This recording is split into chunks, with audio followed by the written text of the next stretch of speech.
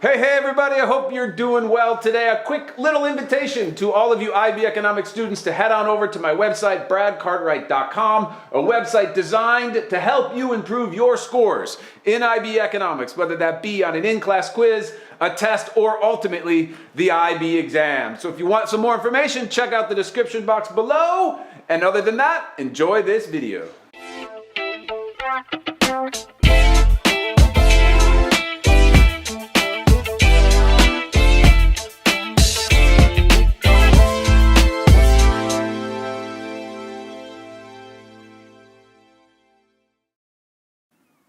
All right, well, let's take a look at how to build this negative externality production diagram. And again, I just take you back, and you've been watching this whole how to draw series throughout your studies of economics. You know that I say the same thing at every video, which is, where does the story begin? Negative externalities of production, that story begins exactly where all of the other market failure diagrams begin, which is with this diagram right here. If you don't understand this diagram right here, check out that video right there, which is how to draw the base diagram for market failure. It'll tell you the logic behind this, right? I'll tell you how it's built based on the demand and supply diagram, but you can't continue in this video unless you know how to draw this diagram. But more than draw it, you understand where it comes from. Okay, so check out that video right now if you don't understand where this diagram comes from. Great. All right. Now, how do we make it look like a negative externality of production diagram? Okay, well, the first thing you got to think about, and I've been saying this throughout the entire series as well, is when we're talking about production, then we're going to move this line. How do we know that? Because production has to do with suppliers, and suppliers are represented by that line right there. Okay, so something's going to happen here. Something's going to happen. The marginal social cost and the marginal private cost are no longer going to be the same, right? No, they're not going to be the same. They're going to move. And what I've been saying throughout this whole series, which is really helpful for you to think about, is that the marginal private or marginal private is going to move out from underneath the marginal social, whether that be consumption or benefit. Cost or benefit. Okay, so let me get rid of that highlight. Okay, so now what does that mean? Okay, so negative of production. So that means actually that the social cost of producing something, and this is the socially optimal point B. That's a really important point that you're going to want to remember, because at the end of this, you're going to want to figure out how to solve it, and you need to know where to be. Okay, so what's actually going to happen is I have here the market for paint. And let's just imagine that Sherwin-Williams, I'm from Cleveland, Ohio, and Sherwin-Williams is made in Cleveland, Ohio. But there's some cost to society as a result of making paint. One of them is there's pollutants that go into the air. Right now in Cleveland, they've put in a lot of environmental standards, and so the pollution really isn't that bad. However, let's pretend like it's like 1952, and Sherwin-Williams is making paint in Cleveland, and out of their smokestack is coming a lot of pollutants, chemical pollutants, that are hurting the respiratory systems of people around there.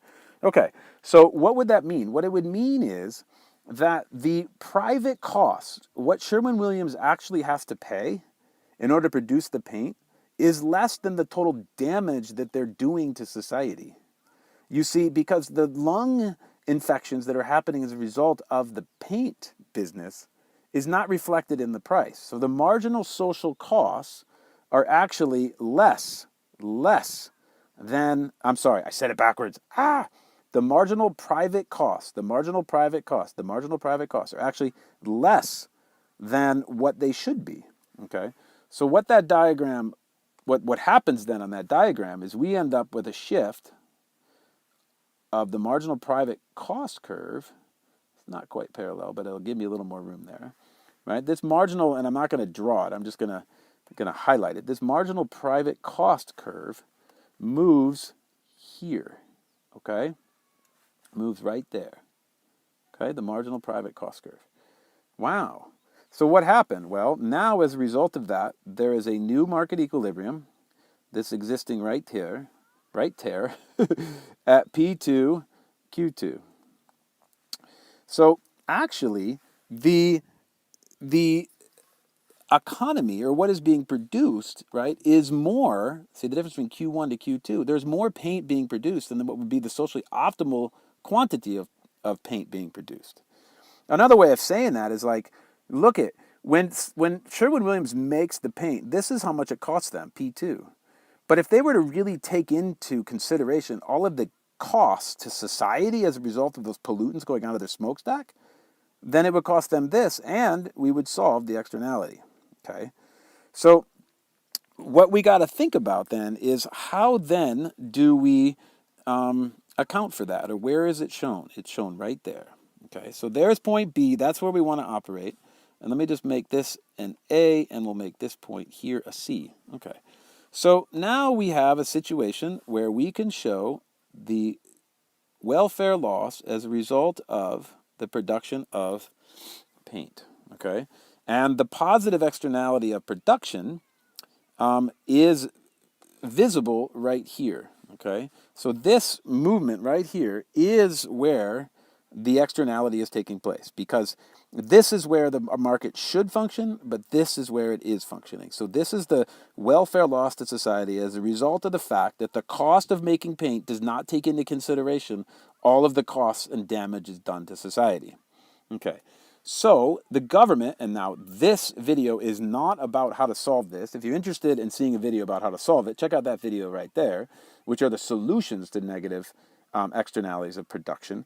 But what we just want to do is be able to recognize what we have. Okay, what the government wants to do is reduce the quantity of paint being used, and therefore reduce the negative externality of production and also the welfare loss.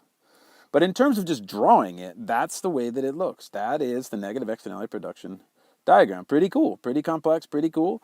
Make sure that all of your labels are right. This should be MPC down here. That's why I drew it. Okay, but that's the, there you go. That's how to draw the negative externality of production diagram. Well, there you have it, my friends. I hope you enjoyed that video. If you want more information on the subscriptions available for IB Economics students around the world, check out the description box below. All right, my friends, a reminder to be good to yourselves out there. Be kind to someone today, and we'll talk to you in a bit.